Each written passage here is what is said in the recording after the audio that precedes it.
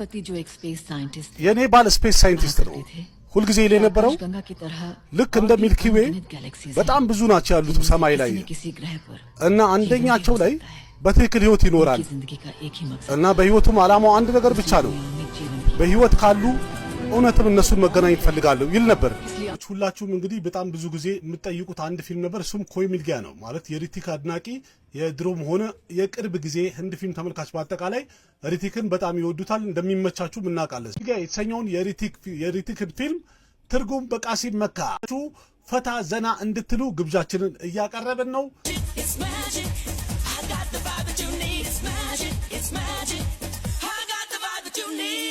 የሪቲክ አድናቂዎች በዛ ያለ ነው ፊልሙም ደግሞ የሰጠ ነው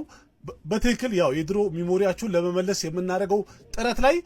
ኮይ ሚልጊያ ትልቅ ቦታ አዱ